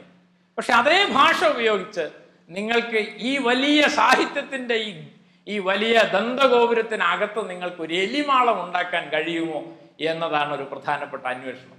അതാണ് ബഷീർ ചെയ്യാൻ ശ്രമിച്ചത്. സാഹിത്യത്തിൻ്റെ ദന്തഗോപുരത്തിനകത്തൊരു മാളം ഉണ്ടാക്കാൻ അതേ ഭാഷ കൊണ്ടും അതേ ലോകം കൊണ്ടും ബഷീർ ശ്രമിക്കുകയാണ് ചെയ്തത് എന്ന് പറയാം. മാത്രമല്ല, ബഷീർ ഒരിക്കലും ബഷീറിന്റെ നോവലില് ബഷീർ എവിടെയാണ് നിൽക്കുന്നത്, ആഖ്യാതാവ് എവിടെയാണ് നിൽക്കുന്നത്, കഥാപാത്രം എവിടെയാണ് നിൽക്കുന്നത് എന്ന് നമുക്ക് തീരുമാനിക്കാനേ പറ്റില്ല. നേരത്തെ ഞാൻ പറഞ്ഞ ഭഗവത്ഗീതയും കുറെ മുലകളും എന്നത് വാസ്തവത്തിൽ AKTKM വാസുദേവൻ നമ്പൂതിരിപ്പാട് എന്ന് പറയുന്ന മംഗളോദയത്തിന്റെ പഴയ പ്രസാധകൻ, വളരെ പ്രധാനപ്പെട്ട ഒരാളാണ് ചരിത്രത്തിൽ. മലയാള പ്രസാധന ചരിത്രത്തിൽ ഈ AKTKM എന്ന് പറയുന്നത് പ്രധാനപ്പെട്ട ഒരു പേരാണ്. അതൊക്കെ പിൽക്കാലത്ത് നമ്മൾ മനസ്സിലാക്കുന്നത്. എഴുത്തുകാരോട് ഇത്ര മാന്യമായി പെരുമാറിയ ഒരു പ്രസാധകൻ കേരളത്തിന്റെ ചരിത്രത്തിൽ ഉണ്ടായിട്ടില്ല. അത് അദ്ദേഹത്തിന്റെ ചരിത്രം വായിക്കുമ്പോൾ അത് മനസ്സിലാവും. ഞാൻ ഈ അടുത്ത കാലത്ത് ഒരു ആവശ്യത്തിന് വേണ്ടി ഇത് നോക്കിയിരുന്നു. എഴുതുന്നതിന് മുമ്പ് എഴുത്തുകാർക്ക് റോയൽറ്റി കൊടുക്കുകയും അവരാവശ്യപ്പെട്ടതിനേക്കാൾ കൂടുതൽ റോയൽറ്റി നൽകുകയും വളരെ മാന്യമായി അവരോട് പെരുമാറുകയും ചെയ്തിരുന്നു അദ്ദേഹം. ആ സംഭവം സൂചിപ്പിച്ചുകൊണ്ടാണ് ഭഗവത്ഗീതയും കുറെ മുലകളെന്നുള്ള ആ കഥ ആരംഭിക്കുന്നത്. ഈ AKTKMന്റെ മുന്നിൽ ആളുകൾ അങ്ങനെ ഇരിക്കൊന്നുമില്ല എഴുത്തുകാർ. പക്ഷെ ബഷീറിന് അതൊന്നും അറിയില്ല. ബഷീർ നേരെ പോയി, പ്രസാധകനാണല്ലോ, ആദ്യമായിട്ട് അദ്ദേഹത്തെ കാണാൻ പോയത്, നേരെ മുന്നിലിരുന്നു. കസേലകളൊക്കെ ഒഴിഞ്ഞിരിക്കുന്ന ആൾക്കാരൊക്കെ പഞ്ചപുച്ഛം അടക്കി ബാക്കിൽ നിൽക്കണമെന്ന് അയാൾ ശ്രദ്ധിച്ചിട്ടില്ല. നേരെ പോയി കാലിൻ്റെ മുകളിൽ കാലൊക്കെ കയറ്റി വെച്ച് അവിടെ ഇരുന്ന് കയ്യിലുള്ളൊരു ബീഡി വലിക്കാൻ തുടങ്ങി. ഉടനെ AKTKM ചെയ്യുന്നത് ഒരു ആസ്ട്രോ കൊണ്ടുവന്നിട്ട് ഇതിലിട്ടോളൂട്ടോ എന്ന് പറയാൻ. അതാണ് ആദ്യത്തെ എൻകൗണ്ടർ, പ്രസാധകനും എഴുത്തുകാരനും തമ്മിലുള്ള എൻകൗണ്ടർ. എന്നിട്ട് എല്ലാ പ്രസാധകരെ പോലെ ആയിരിക്കും ഇദ്ദേഹം എന്നുള്ളതുകൊണ്ട് ആദ്യം തന്നെ ബഷീർ വളരെ കടുംപിടുത്തത്തിലാണ് സംസാരിക്കുന്നതൊക്കെ. പക്ഷെ പിന്നീടാണ് അദ്ദേഹം വളരെ ഉദാരനായ ഒരാളാണെന്ന് മനസ്സിലാവുന്നത്. അപ്പൊ വാസ്തവത്തിൽ ആ ഇരിപ്പും ആ ബീഡി വലിക്കലും, ഇതെല്ലാം വാസ്തവത്തിൽ ഈ പറഞ്ഞ ബഷീർ ഇതൊന്നും ബോധപൂർവം ധിക്കരിക്കണം എന്ന് വിചാരിച്ച് ചെയ്യുന്നതല്ല. പക്ഷെ ചെയ്യുന്നതെല്ലാം ഈ പറഞ്ഞ ഒരു ബദൽ ആഖ്യാനങ്ങളായി മാറുന്നു എന്നതാണ് പ്രധാനം. അത് ബഷീറിൻ്റെ ജീവിതത്തിലുണ്ട്, അത് ബഷീറിൻ്റെ എഴുത്തിലുണ്ട്. അതുകൊണ്ട് ബഷീറിന് വട്ടേതാണ്, എഴുത്തേതാണ്, ജീവിതം ഏതാണ് എന്ന് തിരിച്ചറിയാൻ കഴിയാത്തത് കൊണ്ടാണ് അദ്ദേഹം പറഞ്ഞത് ബഷീറിന് വട്ടാണ്, അത് ഒറിജിനലാണ് എന്ന്. ഇതൊന്നും തമ്മിലുള്ള വേർതിരിവ് അദ്ദേഹത്തിന് മനസ്സിലാവില്ല. എവിടെയാണ് ജീവിതം അവസാനിക്കുന്നത്, എവിടെയാണ് ഭ്രാന്ത് തുടങ്ങുന്നത്, എവിടെയാണ് എഴുത്ത് തുടങ്ങുന്നത്? ഈ അതിരുകളില്ലാതായി തീരുന്ന അപാരതയാണ് വാസ്തവത്തിൽ, അതിൻ്റെ ഭാഗമാണ് ബഷീറിനെ സംബന്ധിച്ചിടത്തോളം ഇത് മുഴുവൻ. അങ്ങനെ ബഷീറിൻ്റെ ആഖ്യാനത്തിനകത്ത് നമ്മൾ ബഷീറിനെ വായിക്കുമ്പോൾ നിങ്ങൾക്ക് അദ്ദേഹത്തിൻ്റെ ഏതെങ്കിലും ഒരു കഥ വായിക്കാൻ അല്ലെങ്കിൽ വായിച്ചെന്തെങ്കിലും ഒന്ന് പറയാൻ പറ്റില്ല. അദ്ദേഹത്തിൻ്റെ സമ്പൂർണമായ രചനകളിലൂടെ കടന്നു പോവുക എന്നത് പ്രധാനമാണ്. ആ രചനകളെല്ലാം കൂടി ഒരുമിച്ചാണ് നമ്മളോട് സംസാരിക്കുന്നത്. അതാണ് നിങ്ങൾക്ക് അദ്ദേഹം തന്നെ സൂചിപ്പിച്ചതുപോലെ മുച്ചീട്ട് കളിക്കാരൻ്റെ മകൾ വായിക്കുമ്പോൾ നിങ്ങൾ ആനവാരിയും പൊൻകുരിശും അത് വായിക്കണം. അത് കഴിഞ്ഞ് അപ്പുറത്ത് ബാല്യകാലസഖി വായിക്കണം. അപ്പോൾ ഒരു കളക്റ്റീവ് എനൗൺസിയേഷൻ എന്ന് പറയുന്ന ഒരു സങ്കല്പമുണ്ട്. എല്ലാം ചേർന്ന ഒരു വലിയ കാഹളമാണ്. കാഹളം എന്ന് പറയുക, കാഹളം മുഴങ്ങുന്നുള്ളൊരു കഥ തന്നെ വാസ്തവത്തിൽ ബഷീർ എഴുതിയിട്ടുണ്ട്. എന്താണ് ഈ കാഹളം, അന്തിമ കാഹളം എന്ന് പറയുന്ന ഒരു കഥ അദ്ദേഹം എഴുതുന്നുണ്ട്.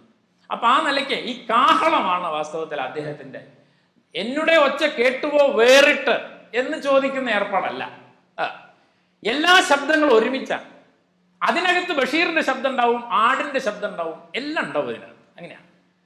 അങ്ങനെ ഈ കാഹളമാണ് അതിനകത്തുള്ളത്.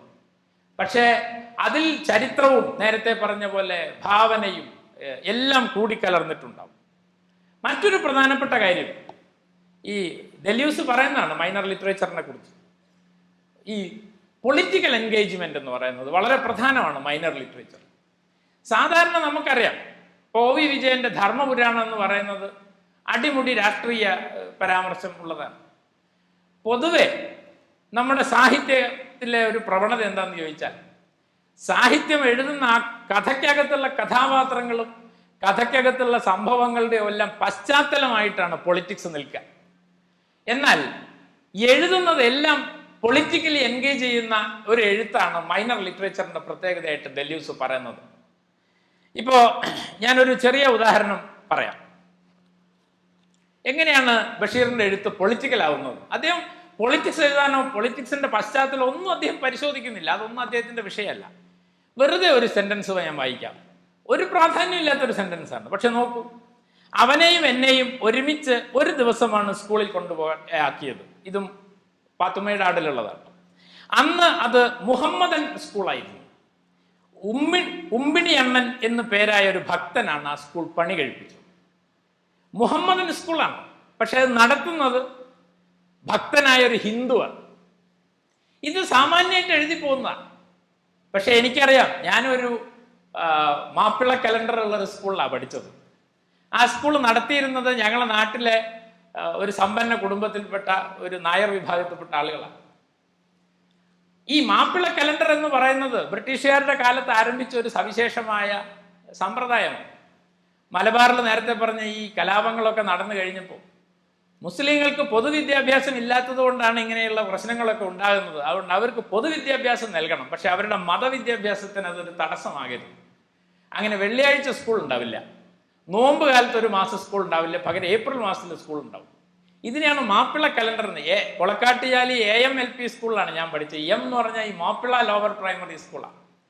ഇപ്പൊ പല ആളുകളും വിചാരിക്കുന്നത് അതെന്തോ മുസ്ലിങ്ങളുമായി ബന്ധപ്പെട്ട ഒരു സ്കൂളാണ്, മുസ്ലിങ്ങൾ നടത്തുന്ന, മുസ്ലിങ്ങൾക്ക് വേണ്ടി നടത്തുന്ന സ്കൂളാണെന്നൊക്കെ ധരിക്കുന്ന കുട്ടികൾ ഇപ്പോൾ ഉണ്ട്. എത്ര കൃത്യമായിട്ടാണ് അദ്ദേഹം എന്തിനാണ് ഇത്, ആ സ്കൂൾ ആരാ നടത്തണമെന്ന് പറയേണ്ട കാര്യമില്ല. പക്ഷെ അദ്ദേഹം എഴുതിയിരിക്കുകയാണ് അത് മുഹമ്മദൻ സ്കൂളായിരുന്നു, ഉമ്പിണി അണ്ണൻ എന്ന് പേരായ ഒരു ഭക്തനാണ് ആ സ്കൂൾ പണി കഴിപ്പിച്ചത്. ആ ഒരു സെന്റൻസ് ഒരു ചരിത്രവാക്യമാണ്. അത് നേരത്തെ പറഞ്ഞ പോലെ രാഷ്ട്രീയ മൂല്യമുള്ള ഒരു വാക്യമാണ്. അതേപോലെ അദ്ദേഹം വേറൊരിടത്ത് പറയുന്നുണ്ട്, ഭഗവത്ഗീത കിട്ടാൻ വേണ്ടിയിട്ട് അദ്ദേഹം നടത്തുന്ന ശ്രമമാണല്ലോ ഈ ഭഗവത്ഗീതയും കുറേ മുലകളും. അതിൻ്റെ കോപ്പി മാത്രം ഫ്രീ കൊടുത്തില്ല ഈ AKTK. അതാണ് പ്രശ്നം. കാരണം വലിയ വിലയുള്ള പുസ്തകമാണ്. അതിൽ ചോദ്യതാണ്, മുസ്ലിമായ ഒരാൾക്ക് എന്തിനാണ് ഭഗവത്ഗീത? ഇതായിരുന്നു ചോദ്യം. എന്നാൽ അത് കിട്ടിയേ അടങ്ങൂ എന്നാണ് ബഷീറിന്റെ വാശി. അങ്ങനെ ചങ്ങമ്പുഴയും മുണ്ടശ്ശേരിയും ഇദ്ദേഹവും കൂടി ഈ മംഗളോദയത്ത് ചെന്നപ്പോൾ ഒരു കോപ്പി മേശപ്പുറത്ത് വെച്ചിട്ട് പറഞ്ഞു, നിങ്ങളിൽ പരമയോഗ്യനായ ആൾക്ക് ഭഗവത്ഗീത എടുക്കാമെന്ന് പറഞ്ഞു. ബഷീറിന് ഒരു സംശയം ഉണ്ടായിരുന്നില്ല പരമയോഗ്യനാരാണ്. അദ്ദേഹം വേഗം അതെടുത്തു. അപ്പൊ ഇത് വളരെ പ്രധാനപ്പെട്ട ഒരു കാര്യമാണ്. അതെല്ലാം എത്ര കൃത്യമായ രാഷ്ട്രീയമാണ് വാസ്തവത്തിൽ അതെല്ലാം ഇപ്പോൾ സംസാരിക്കുന്നത് നമുക്ക് നോക്കിയാൽ മനസ്സിലാവും. അതുപോലെ AKTK വന്ന സമയത്ത്, അദ്ദേഹത്തെ കാണാൻ വന്ന സമയത്ത് ബഷീറിനോട് ചോദിക്കുന്നുണ്ട്, നിങ്ങളുടെ ജാതിയൊക്കെ എന്താണ് കുടിക്കുക എന്ന് ചോദിക്കുന്നു. അത് ബഷീറിന് ഭയങ്കരമായിട്ട് മുസ്ലിം ആണെന്നുള്ള നിലയ്ക്കാണോ ചോദിച്ചതെന്നാണ് ആദ്യം തോന്നിയത്. അല്ല, എഴുത്തുകാരൻ എന്ന ജാതി അതാ. അപ്പൊ എഴുത്തുകാർ ഒരു ജാതിയാണ് എന്ന് പറഞ്ഞ ഒരു കമ്മ്യൂണിറ്റിയാണ്. അതൊരു സെക്യുലർ കമ്മ്യൂണിറ്റിയാണ്. പക്ഷെ എഴുത്തുകാരുടെ കമ്മ്യൂണിറ്റി, അതാണ് AKTK ഉദ്ദേശിച്ചത്. അതാണ് ബഷീറിനെ മാറ്റിയത്. ആ ഒരു മറുപടിയാണ്. അദ്ദേഹം ആദ്യം ഒന്ന് അമ്പരുന്നു ജാതി ചോദിച്ചപ്പോൾ. പക്ഷെ വാസ്തവത്തിൽ ജാതി കൊണ്ട് ഉദ്ദേശിച്ചത് ഇതുവരെ നാം ശീലിച്ച ജാതി അല്ല, അത് എഴുത്തുകാർ എന്ന ജാതിയാണ്. അപ്പൊ അങ്ങനെ വാസ്തവത്തിൽ ബഷീർ എഴുതിയതിനകത്തെല്ലാം പൊളിറ്റിക്സ് ഉണ്ട്. എന്നാൽ അത് രാഷ്ട്രീയ രചനകളാണെന്ന് പറയാൻ പറ്റില്ല. കഥ പറയാൻ വേണ്ടി രാഷ്ട്രീയത്തിന്റെ പശ്ചാത്തലം സ്വീകരിച്ചവയാണെന്ന് പറയാൻ പറ്റില്ല. എഴുതിയതിനകത്തെല്ലാം ഈ പറഞ്ഞ പൊളിറ്റിക്കൽ എൻഗേജ്മെന്റ് നടക്കുന്നത് നമുക്ക് കാണാൻ സാധിക്കും. ഈ എന്താണ് പൂവമ്പഴത്തെക്കുറിച്ച് നമ്മുടെ R. വിശ്വനാഥൻ മാഷ് എഴുതിയ ഒരു ലേഖനമുണ്ട്, നിർബന്ധമായും നമ്മൾ വായിച്ചിരിക്കേണ്ട ഒരു ലേഖനമാണ്.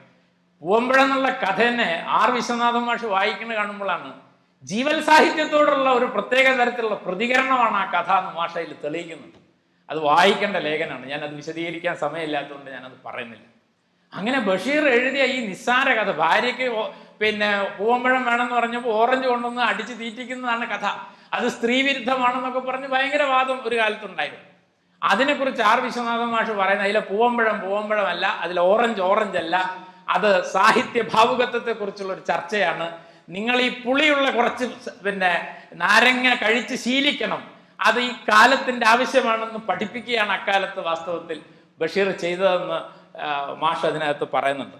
അപ്പൊ ഈ അർത്ഥത്തിൽ പൊളിറ്റിക്കൽ എൻഗേജ്മെന്റ് എന്നത് ബഷീറിനെ സംബന്ധിച്ചിടത്തോളം സാഹിത്യത്തിന്റെ ധർമ്മമായിരുന്നില്ല, സാഹിത്യം തന്നെയായിരുന്നു എന്ന് പറയാം. ബഷീറിന്റെ ഭാഷയെ പറ്റി പറയുമ്പോൾ ഭാഷ തന്നെയാണ്, ഭാഷയെ പറ്റിയുള്ള ഭാഷയാണ് സാഹിത്യം എന്ന് പറയാറുണ്ട് പൊതുവെ. മെറ്റാ ലാംഗ്വേജ് എന്ന് പറയും. അപ്പോൾ വാട്ട് ഈസ് പോയട്രി എന്ന് ചോദിച്ചാൽ പോയട്രി ഈസ് മെറ്റാ ലാംഗ്വേജ്, അതിഭാഷയാണ് സാഹിത്യം അല്ലെങ്കിൽ കവിത എന്ന് പറയുന്നത്. അങ്ങനെയാണെങ്കിൽ ബഷീർ വാസ്തവത്തിൽ ഈ നേരത്തെ ഞാൻ പറഞ്ഞ ആഖ്യാതത്തിന്റെ കാര്യത്തിൽ പറഞ്ഞതുപോലെ തന്നെ വെളിച്ചത്തിന് എന്തൊരു വെളിച്ചം എന്ന വാക്യം, അത് ഭാഷയെ പറ്റി തന്നെയുള്ള ഒരു ആലോചനയാണ് വാസ്തവത്തിൽ നിർവഹിക്കുന്നത്. അതുപോലെ മറ്റേ കേശവൻ നായരും സാറാമ്മയും കൂടി കുട്ടിക്ക് പേരിടാൻ വേണ്ടി ശ്രമിക്കുന്ന അതൊന്ന് വാസ്തവത്തിൽ ആ പേരുകൾ അത് വളരെ പ്രധാനമാണ് എന്ന് എനിക്ക് തോന്നുന്നു. അതുമാത്രം ഞാനൊന്ന് വായിച്ച് നിർത്താം. നിങ്ങൾ ക്രിസ്ത്യാനിയാണ്, ഞാൻ ഹിന്ദുവാണ്, നമുക്ക് എങ്ങനെ ജീവിക്കാം എന്നുള്ളതിനെ കുറിച്ച് അവർ രണ്ടുപേരും ചർച്ച ചെയ്യുന്നുണ്ടല്ലോ. ആ ചർച്ചയുടെ ഒടുവിൽ നമുക്ക് കുട്ടികളുണ്ടായാൽ എന്ത് ചെയ്യണം എന്ന് ചോദിക്കുന്നുണ്ട്. ആ സമയത്ത് ആകാശമിഠായി എന്നുള്ള പേര് കുട്ടിക്ക് പേരിടുന്നതിനെ പറ്റി പറയുമ്പോൾ കുറേ അധികം പേരുകൾ നിർദ്ദേശിക്കുന്നുണ്ട്. ആ പേരുകൾ വാസ്തവത്തിൽ ഒരർത്ഥവുമില്ലാത്ത പേരുകളാണ്. വെറുതെ കുറെ പേരുകൾ പറയണം. ആ പേര് ഇപ്പോൾ ഉദാഹരണത്തിന് എന്താണ് മിസ്റ്റിക് കവിത എന്ന് പേരിടുന്നുണ്ട് കുട്ടിക്ക്. അപ്പൊ എൻ്റെ പ്രിയപ്പെട്ട മിസ്റ്റിക് കവിത എന്ന് കുട്ടീനെ വിളിച്ചു നോക്കുമ്പോൾ അതൊരു രസമില്ല, അപ്പൊ അത് ഒഴിവാക്കി. അങ്ങനെ കുറേയേറെ പേരുകൾ പറഞ്ഞ് അതെല്ലാം അവസാനിപ്പിച്ചു. എന്നാൽ ഒരു കാര്യം ചെയ്യാം, ഇപ്പൊ പറഞ്ഞ പേരുകളെല്ലാം കൂടി നമുക്ക് നറുക്കിടാം. അങ്ങനെ സാറാമ്മ ഒരു നറുക്കെടുക്കും, കേശവൻ നായർ ഒരു നറുക്കെടുക്കും. ഒരാൾക്ക് കിട്ടിയത് ആകാശം, മറ്റേ ആൾക്ക് കിട്ടിയത് മിഠായി. അങ്ങനെയാണ് ആകാശമിഠായി എന്ന് പേരിട്ടത്. ഈ ആകാശമിഠായി എന്ന പേര് ഞാൻ നേരത്തെ പറഞ്ഞ പോലെ ഡീടെറിട്ടോറിയലൈസേഷൻ ആണ്. നമ്മൾ ഇതുവരെ കേട്ട് ശീലിച്ച സംസ്കാരത്തിന്റെ കറ പുരളാത്ത ഒരു പേര്. അതുകൊണ്ട് സംസ്കാരം എന്ന് പറയുന്നതിനെ എങ്ങനെ ബഷീറിന്റെ ഭാഷയെ പറഞ്ഞ ഈ ബെടുക്കൂസ് സംസ്കാരം, അതിനെ എങ്ങനെ പുറത്തു നിർത്താമെന്നാണ് ബഷീർ ആലോചിച്ചത്. കാരണം സംസ്കാരം എന്ന് പറയുന്നത് ഏത് നിമിഷവും പ്രതിലോമകരമായ രാഷ്ട്രീയമായി തീരും എന്ന് അദ്ദേഹത്തിന് അറിയാമായിരുന്നു. കാരണം സാംസ്കാരിക ദേശീയവാദികൾ ഏറെക്കാലം കോൺഗ്രസിനകത്ത് വാദിച്ചുകൊണ്ടിരുന്ന ഒരു കാര്യമാണ് ഒരുപക്ഷെ ഇന്ന് ഇന്ത്യയിൽ നടന്നുകൊണ്ടിരിക്കുന്നത്. അതുകൊണ്ട് സാംസ്കാരികം എന്ന് നാം വിളിക്കുന്ന ഈ കാര്യം ബഷീറിനൊട്ടും പ്രലോഭിപ്പിക്കുന്നില്ല. അദ്ദേഹത്തിന് ഭയമുണ്ടാക്കുന്ന ഒരു കാര്യമാണത്. കാരണം നമ്മുടെ പേരിൽ, നമ്മുടെ ഭക്ഷണത്തിൽ, നമ്മുടെ വസ്ത്രത്തിൽ, നമ്മുടെ പെരുമാറ്റത്തിൽ, നമ്മുടെ ഭാഷയിൽ, എല്ലാറ്റിലും ഈ സംസ്കാരത്തിൻ്റെ ഓവർ ഡിറ്റർമിനേഷൻ എന്ന് പറയാം, ഒരു അതിനിർണയനത്വം പ്രവർത്തിക്കുന്നുണ്ട്. അങ്ങനെ അതിനിർണയനം നടത്തുന്ന സംസ്കാരത്തെ നിഷേധിക്കുക എന്നതായിരുന്നു ബഷീറിന്റെ രാഷ്ട്രീയം എന്നാണ് എനിക്ക് തോന്നുന്നത്. അതുകൊണ്ടാണ് അദ്ദേഹം ആകാശമിഠായി എന്ന് പറയുന്ന ഒരു പേരിലേക്ക് പോകുന്നത്. അതുകൊണ്ട് വാസ്തവത്തിൽ ബഷീറിനെ സംബന്ധിച്ചിടത്തോളം അദ്ദേഹം ഭാഷയിൽ ധ്യാനിച്ച ഒരാളാണ്. പക്ഷേ ആ ഭാഷയിലുള്ള ധ്യാനം എന്ന് പറയുന്നത് തീർച്ചയായും അദ്ദേഹത്തിൽ വളരെ സ്പോണ്ടേനിയസ് ആയിട്ട് സംഭവിക്കുന്നതാണ്. ഭാഷയിൽ എന്താണോ സംഭവിക്കുന്നത് അത് തന്നെയാണ് ബഷീറിന്റെ ഭാവത്തിലും സംഭവിക്കുന്നത് എന്ന് പറയാം. അതുകൊണ്ട് ഒരു എഴുത്തുകാരിയെ സംബന്ധിച്ചിടത്തോളം ഏറ്റവും പ്രധാനപ്പെട്ട ഒരു കാര്യം ഭാഷയാണ് എന്നും, ഭാഷയെ നാം എത്രമാത്രം ഈ ചങ്ങലക്കിടുന്നുവോ അത്രമാത്രം സംസ്കാരവും രാഷ്ട്രീയവും ചങ്ങലയിലായിരിക്കും എന്നും, അതുകൊണ്ട് ഭാഷയെ സ്വതന്ത്രമാക്കുമ്പോഴാണ് വാസ്തവത്തിൽ സംസ്കാരത്തിന്റെ രാഷ്ട്രീയത്തിൽ നിന്ന് നാം സ്വതന്ത്രമായി തീരുന്നത് എന്നും ബഷീറിന് അറിയാമായിരുന്നു. അതുകൊണ്ട് ബഷീർ വാസ്തവത്തിൽ ഞാൻ നേരത്തെ പറഞ്ഞ പോലെ സാഹിത്യം എന്ന ദന്തഗോപുരത്തിനകത്ത് ഒരു മാളം ഉണ്ടാക്കാൻ ശ്രമിച്ച മൈനർ ലിറ്ററേച്ചർ എന്ന് വിളിക്കുന്ന ഒന്നിന്റെ വക്താവായിരുന്നു എന്ന് പറയാൻ കാരണം ഇതാണ്. ഞാൻ അവസാനിപ്പിക്കുകയാണ്. അതുകൊണ്ട് തീർച്ചയായും ബഷീറിനെ അനുസ്മരിക്കുക എന്ന് പറയുമ്പോൾ അത് തന്നെ ഒരു രാഷ്ട്രീയ പ്രവർത്തനം ആണ്. ബഷീറിനെ നിങ്ങൾക്ക് ഒരു കള്ളിയിലേക്കും അപ്രോപ്രിയേറ്റ് ചെയ്യാൻ കഴിയില്ല. അപ്രോപ്രിയേറ്റ് ചെയ്യുക എന്ന് പറഞ്ഞാൽ അതിനെ ഉള്ളടക്കം ചെയ്യുക, അല്ലെങ്കിൽ അതിനെ പിടിച്ചടക്കുക എന്നാണ് അർത്ഥം. ബഷീറിനെ നിങ്ങൾക്ക് പിടിച്ചടക്കാൻ കഴിയില്ല. ഇന്ത്യയിലെ ഒരുപക്ഷെ നമ്മുടെ മലയാളത്തിൽ തന്നെയുള്ള പല എഴുത്തുകാരെയും നമുക്ക് അപ്രോപ്രിയേറ്റ് ചെയ്യാൻ പറ്റിയെന്ന് വരും. ഇനി വരും കാലത്ത് അതൊക്കെ എങ്ങനെ സംഭവിക്കാൻ പോകുന്നു എന്ന് എനിക്ക് അറിഞ്ഞുകൂടാ. അതൊന്നും അവരുടെ ഉദ്ദേശത്തോടു കൂടി ആയിരിക്കില്ല അതൊന്നും ചെയ്യുന്നത്. പക്ഷെ അതിനെല്ലാമുള്ള സാധ്യതകൾ ഉരുത്തിരിഞ്ഞു വരികയാണ്. പക്ഷെ ബഷീറിനെ നിങ്ങൾക്ക് അങ്ങനെ ഒന്നിലേക്കും ഒതുക്കാൻ കഴിയില്ല. ആർക്കും ബഷീർ വഴങ്ങില്ല. കാരണം ബഷീർ ജീവിച്ചത് ഭൂമിയിലല്ല, അപാരമായ ആ ലോകത്താണ്. നമസ്കാരം.